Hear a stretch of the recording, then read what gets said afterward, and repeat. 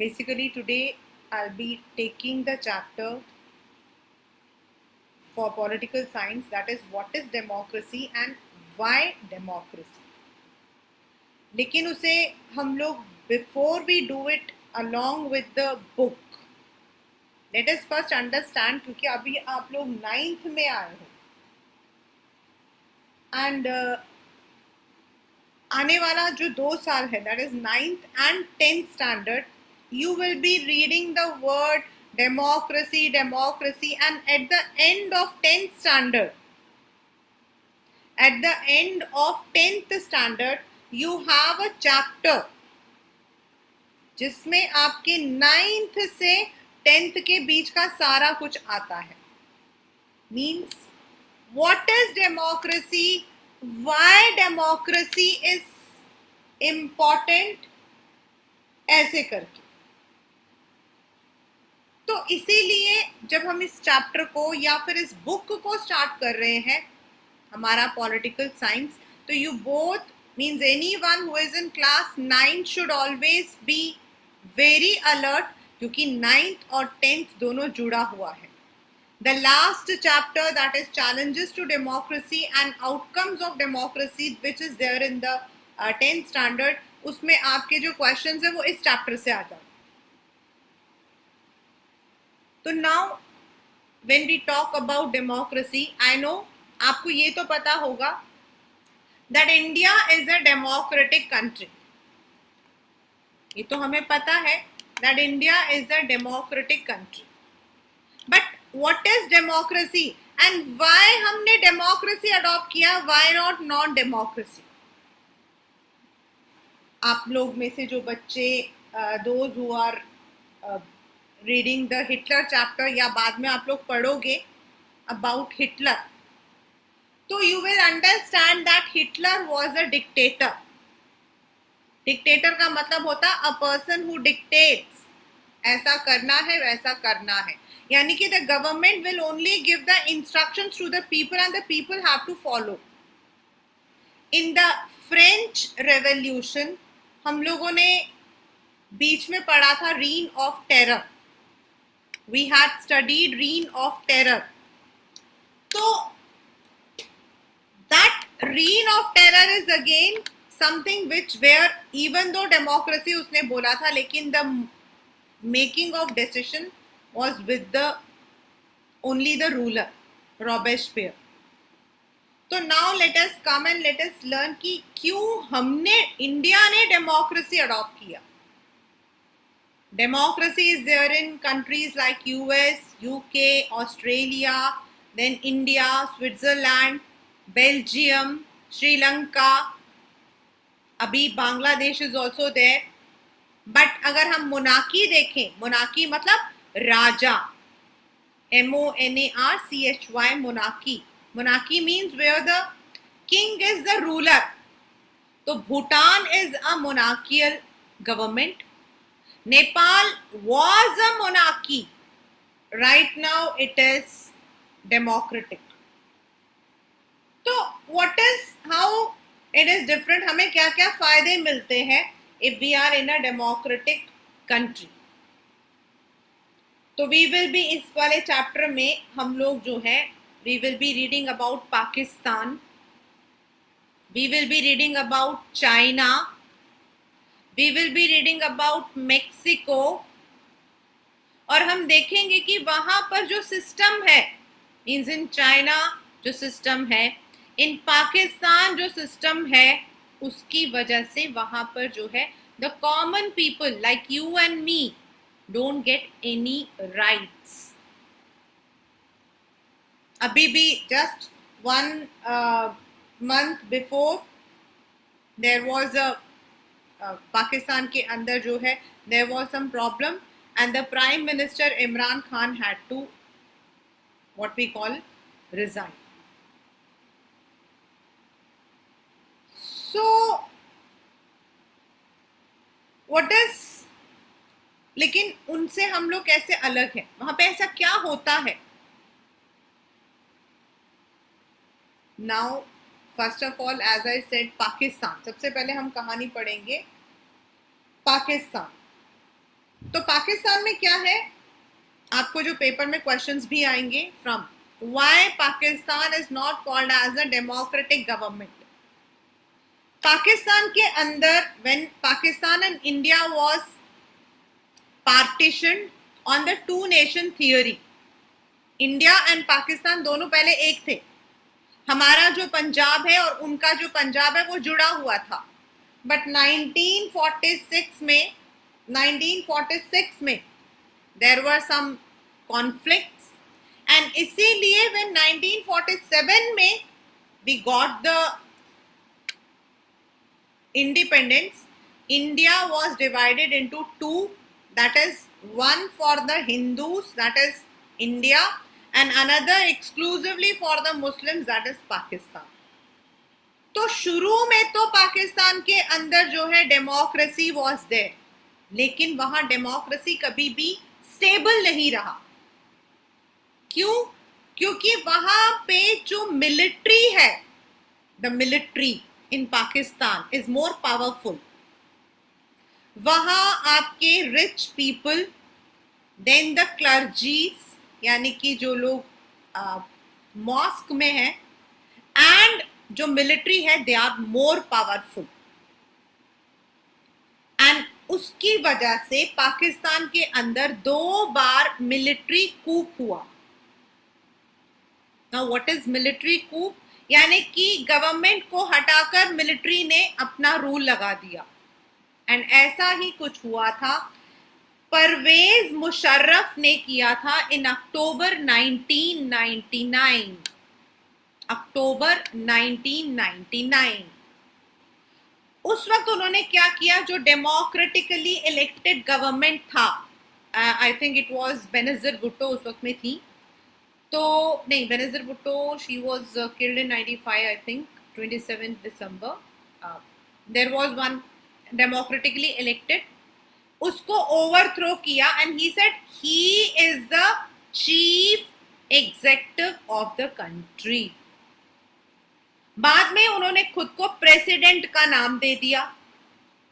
And जितने भी आपकी मीडिया होती है, हमारे हिंदुस्तान में क्या है, the media has freedom. Media मतलब डोंट थिंक फेसबुक और Insta. Media means the news channels, the social medias, the digital medias, they have the freedom. हमारे यहाँ है democratic rights and we have the freedom to speech. But वहां पर ये सारे के सारे जो राइट्स थे उसको बंद कर दिया. He said there is no right for anyone and he started malpracticing. Then उन्होंने जो है कॉन्स्टिट्यूशन को चेंज किया एंड उन्होंने कहा that जो प्रेसिडेंट है, यानी कि वो खुद जो है, he can dismiss anyone. अब लोग शोर मचा रहे थे. So once again the elections were held. लेकिन इलेक्शंस में क्या था, जो लोग इलेक्ट होने के लिए खड़े हुए थे, those who had stood for the elections, they all were Parvez Musharraf people. यानी कि the people had no choice. उनको चूज करना था परवेज मुशर्रफ के पास ही, and all the powers were with military officers and General Musharraf only. So that is why we cannot say that Pakistan is a democratic country. क्यों? क्योंकि एक democratic country का सबसे बड़ा डेफिनेशन होता है the government which was set by Abraham Lincoln, the US president. Democracy is the government of the people, for the people and by the people. यानी कि जो लोग होते हैं, the common people about 18 years, they choose the government and जो representatives होते हैं वो उनके अंदर के ही लोग होते हैं and they are chosen for the people. हमारे लिए ही वो रूल करते हैं. But in Pakistan the decision was not with the people but with Pervez Musharraf. China के अंदर क्या है, they also have the elections after every 5 years. लेकिन वहां पर क्या है, जो आपका क्वांगो रेमिन दाइबाओ हो, मतलब कि वो जो है that is the national people's congress, उनका मानना है दैट किसी को भी इलेक्शन लड़ना हो तो they have to become the party member of that party, national people's party of China. वो अलग से पार्टी नहीं बना सकते, जैसे हमारे यहाँ पर we have BJP, we have Congress, we have Aam Aadmi, we have BSP, we have Janata Dal, we have RJD, लेकिन आप वहां पर नहीं बना सकते, you can't make. It is compulsory कि अगर आप इलेक्शन लड़ना चाहते हो तो आपको नेशनल पीपल्स कांग्रेस का ही पार्ट होना पड़ेगा, या फिर उनके जो छोटे हिस्से हैं उनका पार्ट होना पड़ेगा। And in Pakistan we have a one party system, means single party ही इलेक्शन लड़ती है। So you can not call China also as democratic, because in democracy there should be at least two parties. India के अंदर when we had our first election in 1950, हमारे यहाँ पर जब 1950 में पहला इलेक्शन हुआ था, उस वक्त में we had only one large party called Indian National Congress. लेकिन उस इंडियन नेशनल कांग्रेस के अंदर ही अलग अलग छोटे छोटे party, like Swaraj party, CPI, and elections जब हुए तो दे ऑल कंटेस्टेड। लेकिन पाकिस्तान में ऐसा नहीं है। Now come to the third one, that is Zimbabwe, then Mexico. Mexico में क्या है, they have the elections after every 6 years, हमारे यहां पर है आफ्टर एवरी 5 years।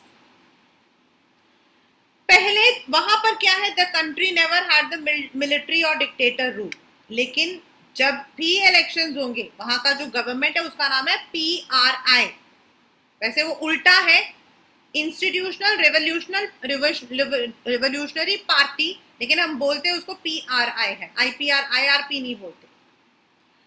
ऑपोजिशन भी इलेक्शन लड़ती है जैसे हमारे यहाँ लड़ती है, लेकिन होता क्या है, द रूलिंग गवर्नमेंट हमेशा डर्टी ट्रिक्स करती है। क्या करेगी, बच्चों को धमकाएगी। टीचर्स जो है वो बच्चों को धमकाएंगे कि अगर आपने PRI को वोट नहीं डाला तो हम आपके बच्चे को फेल कर देंगे। And all the people, teachers तक जो है, everyone has to attend the meetings of the party. Media जो है वो ऑपोजिशन के खिलाफ कुछ भी बोल सकती है, रूलिंग पार्टी के खिलाफ कुछ नहीं बोल सकती। और मान लो आप अभी इलेक्शन के लिए गए हो, आपको वोट डालना, बाहर खड़े हो और अचानक से आपको पता लगा यहाँ वोट बैंक है ही नहीं, चला गया, they will change the voting जो आपका बूथ है एट द लास्ट मोमेंट। इस तरीके से they spend lots of money in dirty tricks. But in a democracy, हम डेमोक्रेसी को तभी मानते हैं when there is free and fair election, यानी कि dirty tricks नहीं होने चाहिए। No doubt in India also dirty tricks होते हैं, ऐसा नहीं है। बंदूक की नोक पर जो है वोटिंग होती है, एंड इवन करप्शन बहुत अच्छे से होता है। आओ आओ वोट दो, मैं तुमको वो दूंगा, it's very common, but not very, मतलब ओपनली नहीं होता है, ओपनली नहीं होता है। और अगर पकड़े जाते हैं तो इलेक्शन कमीशन जो है उस कैंडिडेट का कैंडिडेचर कैंसिल कर देता है। Then in some countries like Saudi Arabia, 2015 तक वहां जो औरत होती थी, the women, they did not have any voting right. Only men जो है उनको वोट मिलता था, वोट कर सकते थे। अभी आजकल जो है they have change the system. In Estonia, Estonia आपका रशिया के पास एक छोटी सी कंट्री है एस्टोनिया, वहां पर क्या है, रशिया के जो लोग होंगे ना, रशिया से जो लोग वहां सेटल हो गए हैं, जैसे इंडिया में भी कुछ लोग हैं जो बाहर से सेटल हुए हैं, जिनको हम मतलब कि एंग्लो इंडियंस, NRIs अगर बोलते हैं। बट जो एस्टोनिया में जो आपके रशियंस हैं, they don't get the right voting right. Similarly in Fiji, Fiji आपका जापान के पास एक आइलैंड है, वहां पर जो इंडियंस है, वहां पे जो इंडियन सेटल्ड है, मलेशिया, जापान, उसका नाम क्या, फिजी वगैरह में इंडियंस बहुत सेटल्ड है. सो जो इंडियंस है, those who are settled here, they don't get equal right. The same is with Sri Lanka also. आप लोग 10th में पढ़ोगे, श्रीलंका में सबसे पहला जो मतलब कि वो है कि वहां जो इंडियन तमिल्स हैं, they are not getting all the rights. Democracy का तीसरा रूल है one man one vote one value. हर एक इंसान की वोटिंग की वैल्यू होती है. There is a very famous picture of my favourite actor Vijay, Tamil movie, I think it is Master, नहीं, आई डोंट रिमेम्बर, सरकार, तमिल मूवी. उसमें वो अपने राइट्स के लिए पूरा लड़ता है. That is very important. In many countries like Zimbabwe, आपका जिम्बाब्वे है साउथ अफ्रीका, वहां पर जो रूलिंग पार्टी है जानु पीएफ, जो उसका प्रेसिडेंट था मुगाबे, वो भी अनफेयर प्रैक्टिसेस यूज करता था. जो ऑपोजिशन में होते थे, मतलब जो दूसरी पार्टीज में होते थे, उनको हैरेस करता था. एंड रूल्स जो है he was not following. But in a democratic government, it is very important that we rule according to the constitution. So that is why a democratic government is better than non-democratic government. Non-democracy में कौन कौन से आते हैं बच्चे? Non-democracy में आता है military rule, like it was here in Pakistan. Monarchy, like it is there in Bhutan. Then dictatorship, जैसा आपके जर्मनी में था. And in democracy, the person who is elected by the people in the election rules the country along with his party members. तो अभी हमने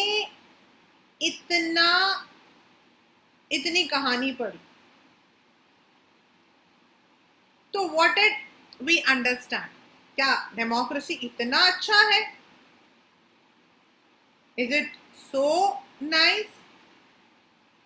कुछ लोग कहते हैं नो, इवन इंडिया के लिए भी बोलते हैं that India should change its system to dictatorship, क्योंकि यहाँ पे लोग जो है सुनना तो मानते नहीं है, रूल्स तो हमें फॉलो करने ही नहीं आते. Yesterday I was watching एक मतलब शॉर्ट, मतलब कि वैसा ही वो था, मैं वॉच कर रही थी. तो उसमें दिखाते हैं, मतलब उसमें एक सरकाज़म था, एक मजाक था कि इंडिया में क्यों रहते हो. It was a Telugu movie, I think it was a Telugu movie I was watching. तो उसमें था, मैं इंडिया में इसीलिए रहता हूँ क्योंकि इंडिया में हम कुछ भी कर सकते हैं. आप कहीं पर भी थूक दो, आप कहीं पर भी पत्थर मार दो, नोबडी इज गोइंग टू. तो कई जनों का मानना है दैट कंट्री लाइक इंडिया, इतना बड़ा, ऊपर जम्मू कश्मीर, नीचे कन्याकुमारी, इधर आपका गुजरात, उधर आपका Arunachal Pradesh. I speak Tamil, Aditya speak Telugu, you speak Bengali. तो इतने डिफरेंट हमारे languages, different religion, different culture. हमारे जैसे लोगों के लिए डिक्टेटरशिप इज वेरी इंपॉर्टेंट. तो आपका जो क्वेश्चन आता है वो आता है, what are the arguments against democracy and what are the arguments in favour of democracy. मतलब डेमोक्रेसी क्यों अच्छा नहीं है और डेमोक्रेसी क्यों अच्छा है. तो जो लोग कहते हैं डेमोक्रेसी अच्छा नहीं है, उनका मानना है लीडर्स चेंज होते रहते हैं. अभी तो फिलहाल आई थिंक 2011 के बाद we have the same leader Narendra Modi ji. And उससे पहले आपके जो थे मनमोहन सिंह जी थे फॉर 3 कॉन्सिक्यूटिव इलेक्शंस. लेकिन कभी कांग्रेस, कभी बीजेपी, कभी आम आदमी. सो पीपल जो है देयर इज नो मोरालिटी। कुछ लोगों का मानना है कि जो इलेक्शंस लड़ते हैं they don't know what are people's expectation. Elections तो लड़ते हैं लेकिन लोग क्या चाहते हैं। देन सम पीपल से when the elections are there, मैंने आपको बताया कि इंडिया में भी करप्शन होता है, तो इट लीड्स टू करप्शन। सबको चाहिए कि मैं जीत जाऊं, तो sometimes they use there what we call as power. So even in our country also people fight for the power which leads to सबका एक ही है कुर्सी। I should become the chief minister, I should become the prime minister. So sometimes they use wrong practices, कभी कभी वो लोग गलत practice use करते हैं। But many people जो कि डेमोक्रेसी को सपोर्ट करते हैं वो कहते हैं अब राजा है, राजा क्या करेगा, वो अपनी प्रजा के लिए ही विल वर्क। लेकिन आप जाके राजा से क्वेश्चन नहीं पूछ सकते हो कि राजा आपने काम क्यों किया, हमने आपको टैक्स दिया था, वो टैक्स कहां चला गया, आप राजा से क्वेश्चन नहीं पूछ सकते। The same thing is there with dictatorship in Robespierre's reign. Robespierre के रूल में nobody could question Robespierre, but in democracy हमारे पास कुछ राइट्स हैं, RTI, right to information, right to speech. अगर आपको लगता है government is not making proper decision, आप प्रोटेस्ट कर सकते हो, आप मोर्चा निकाल सकते हो, आप डेमोन्स्ट्रेट कर सकते हो, you can use your pen, आप अपनी प्रॉब्लम्स को मीडिया के थ्रू बता सकते हो। लेकिन आप नॉन डेमोक्रेसी में ऐसा नहीं कर सकते। देन इन डेमोक्रेसी अलग अलग तरीके के लोग रहते हैं। एज आई सेड, कोई कश्मीर का है, कोई कन्याकुमारी का है, कोई गुजरात का है, तो कोई अरुणाचल प्रदेश का है। हर एक का अपना कल्चर, रिलीजन, लैंग्वेज है। So we can also settle the conflict and dignity of citizens. Because in democracy, nobody is rich, nobody is poor. वो तो है, मैं मानती हूँ रिच एंड पुअर होते हैं, लेकिन यहाँ पर कहने का मतलब ये है हर एक को राइट है अपना वोट यूज करने का। आप ये नहीं बोल सकते हो कि आप गरीब हो तो आप यूज नहीं कर सकते हो। Like in French revolution, the people belonging to third estates were not given any rights. Only the people who belong to first and second estate had the privileges. लेकिन ऐसा डेमोक्रेसी में नहीं होता है। You are a beggar, you are a king, आप अमिताभ बच्चन जी हो या फिर आप एक छोटे से भिखारी हो, everyone has a right to vote. And democracy में एक और अच्छी बात क्या होती है, दैट व्हेन मान लो इस बार हमारे जो प्रधानमंत्री जी हैं, नेक्स्ट हमारा जो इलेक्शन है दैट इज इन 2024, तो मान लो कि he is not able to come into power, वो पावर में नहीं आ पा रहे, तो देन ऐसा नहीं है कि वो बुरा नहीं मानेंगे। इनफैक्ट अगर वो पावर में नहीं आए तो he will try to correct his mistakes. He can try to correct his mistakes. So this is only possible in democracy. In non-democracy there is no scope. और इसीलिए इंडिया ने जब 1947 में we got the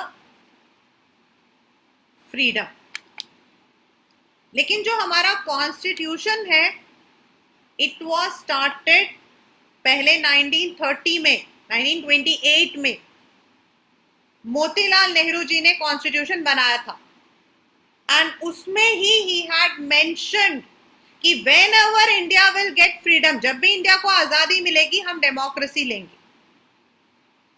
later on in 1945 1945 हमारा, आप लोग next chapter में पढ़ोगे, हमारा कॉन्स्टिट्यूएंट असेंबली बना था। And in the constituent assembly मतलब जो कॉन्स्टिट्यूशन बनाएंगे उनका एक group, they all will belong to different areas. Pakistan के भी लोग थे, हिंदुस्तान के लोग थे, टीचर्स थे, लॉयर्स थे, डॉक्टर्स थे, everyone was there. And ultimately 1946 में दे स्टार्टेड, जब इंडिया और पाकिस्तान का टू नेशन थ्योरी में पार्टीशन हो गया, तो जो मेंबर्स पाकिस्तान के थे वो तो वहां चले गए, हमारे जो इंडियन मेंबर्स थे they started writing the constitution. And ये जो कॉन्स्टिट्यूशन है ये लिख के खत्म हुआ था इन 1949, 26 नवंबर। लेकिन हमने इसको जो है इम्प्लीमेंट किया ऑन 26 जनवरी 1950। वो क्यों किया था वो मैं कॉन्स्टिट्यूशनल डिजाइन में आपको बताऊंगी। And that is why we celebrate Republic Day on 26 January every year, because on that day we had adopted our constitution. And that is why, मतलब हमारा जो constitution है हम उसके ही according जो है we rule the government। और ये बात हमने अभी नहीं, 1950 में जब पहली बार गवर्नमेंट बना था, जब 1947 में आजादी हुई थी ना, उस वक्त हमारा टेम्पररी गवर्नमेंट था। लेकिन 1950 में जब पहला गवर्नमेंट बना था ना, उन्होंने डेमोक्रेसी को अडॉप्ट किया था, बिकॉज डेमोक्रेसी में बहुत सारे फायदे होते हैं। There are many benefits in democracy. आपका जो पहला क्वेश्चन आता है that is differentiate between democracy and non-democracy. So democracy is a government where the government is formed by the people, whereas non-democracy होता है monarchy, dictatorship आपका, या फिर military rule. In democracy all the citizens, हम लोगों को बोला जाता है citizens. We also have some rights. आपका सबसे लास्ट चैप्टर है, अगर आप अपनी बुक खोलोगे तो you will see that there is a last chapter which is called as democratic rights. So we also have some democratic rights. हमारे fundamental rights हैं, हमारे constitutional rights हैं, which is not there in non-democracy. non-democracy में कोई right नहीं होता है. So that is why India had adopted democracy. And now we are going to start the chapter along with the NCERT book, and you will see जो मैंने अभी आपको समझाया था, जो समरी करी थी, वो एक एक करके हम पढ़ेंगे. Now, as I said, what is the definition of democracy? Let us go back to our discussions on the similarity and differences among government that are called democracy. तो मैंने आपको बताया that it is chosen by the people. ये paper में आपके question आता है बेटा. This question comes कि who had given the definition of democracy? Abraham Lincoln. He was the president of US. इन्होंने जो है दिया था that democracy is the government of the people, by the people, of the people, for the people. मतलब जो लोग होते हैं, जो रूल करते हैं, वो हम में से ही कोई होता है. And the government is made to rule on us. And जो इलेक्ट करते हैं, जो लोग इलेक्शन लड़ते हैं, एंड जो लोग इलेक्शंस में वोट डालते हैं, वो हम ही होते हैं. So it is also called as self government, आप कह सकते हो. Democracy is a form of government in which rulers are elected by the people. अब आपका जो पहला चैप्टर था, that is in the last year there was one chapter which is called as पहला चैप्टर था, but that is actually deleted in your book right now. उस chapter में अगर आप देखते तो देयर वाज वन बुक, मतलब एक ऐसी कंट्री थी चाइल्ड. वहां पे एक आदमी था जिसका नाम था पिनोशे, PINOCHET. तो पिनोशे ने क्या किया, ही जस्ट उसने खुद को जो है वहां का, he said I am the ruler of this country, and उसने सारे के सारे जो whatever the rules were there, he changed it. So those who happen to be like the army rulers of Myanmar. Myanmar is our eastern neighbor. वहां पर अभी भी problem चल रही है. Still there is a problem in Myanmar. Myanmar के अंदर जो आंग शू मतलब कि जो वहां पे लीडर है उसको नजरबंद रखा गया है, एंड वहां पर they want military rule. Dictators like Pinochet are not elected by people. The king of Saudi Arabia rule not because people have chosen, but because they have happened to be born in royal family, यानी कि monarchy. The simple definition is not adequate. Adequate मतलब it's not complete. It reminds democracy is people's rule. So now first of all जो मैंने आपको question बताया, that what is the difference between democratic and non-democratic government. पहला question आपका आता है which is a 3-marker question.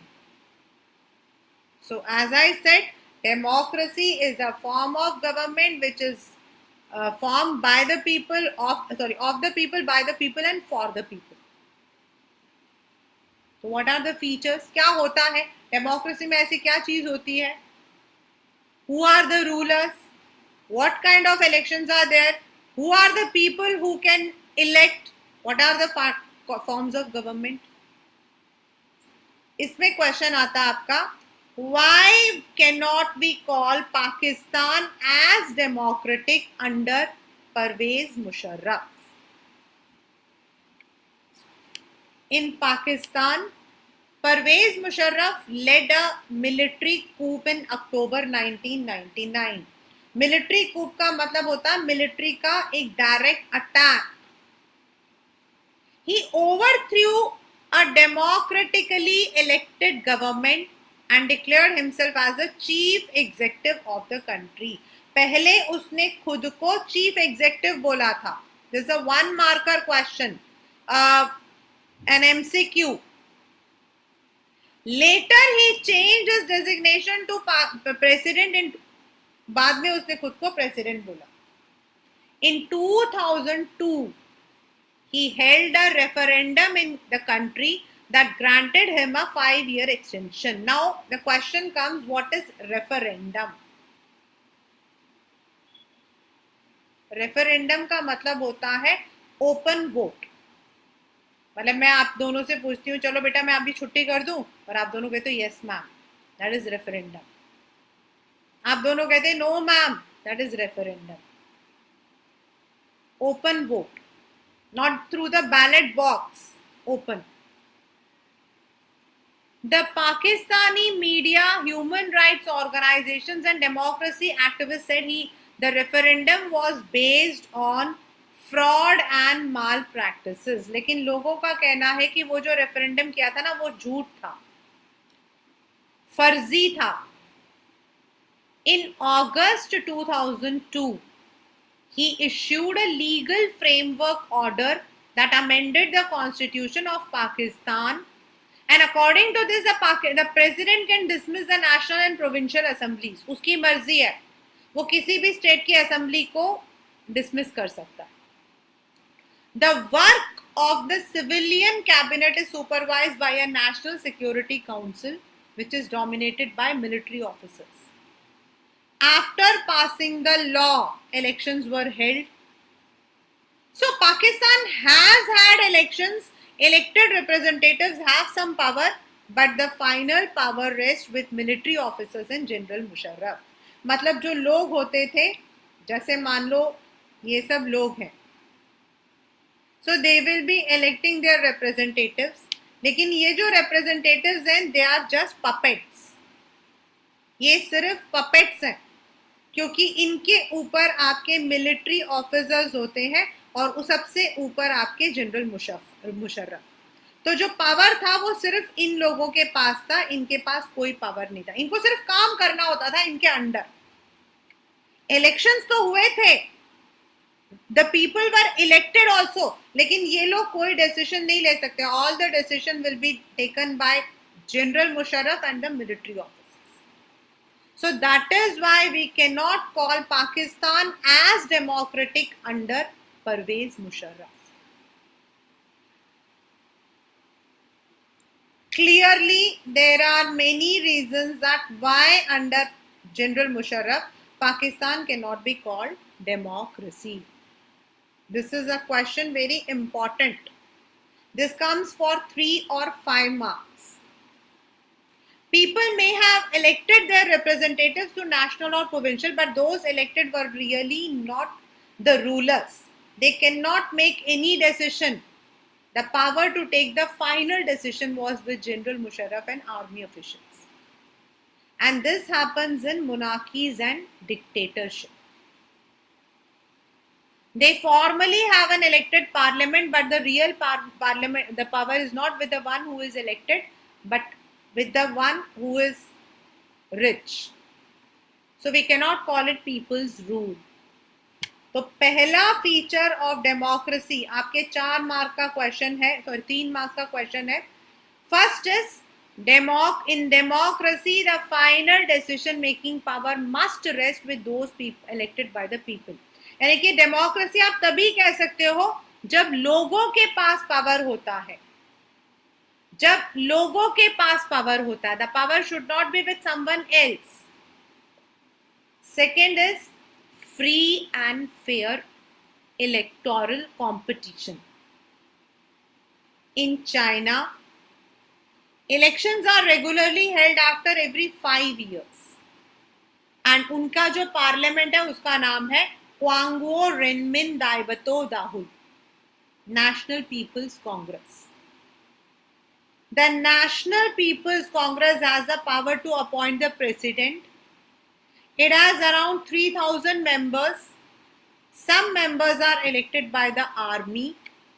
But before contesting the elections, a candidate needs to approval of Chinese Communist Party. ये आपके वहां का main party है. ये जब तक आपको परमिशन नहीं देंगे आप इलेक्शन नहीं लड़ सकते हो. Only those who are members of the Chinese Communist Party या फिर जो उनके छोटे पार्टीज हैं, 8 small party allied, they were allowed to contest elections. The government is always formed by the Communist Party. इसलिए हम लोग बेटा चाइना को कम्युनिस्ट रूल भी कहते हैं. We also call that China is a communist country. अभी भी still.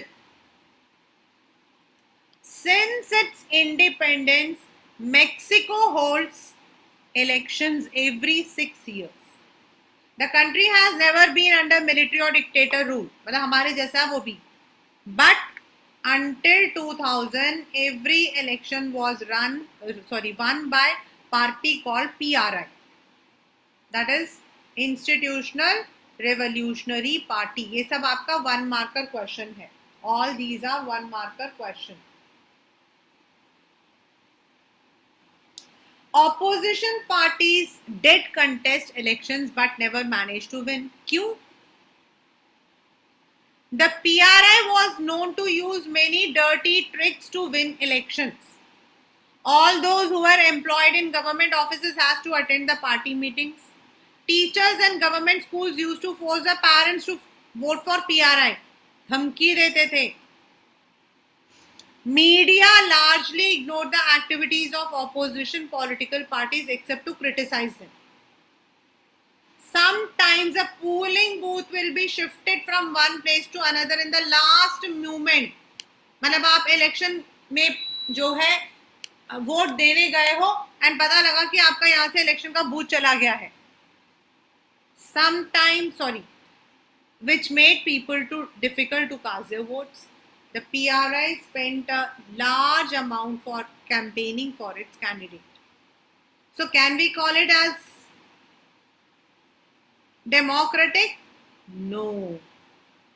In China, the elections do not offer the people any serious choice. भाई जो भी हो, अगर आप A को दोगे वो भी कम्युनिस्ट पार्टी का है, B को दोगे वो भी कम्युनिस्ट पार्टी का है.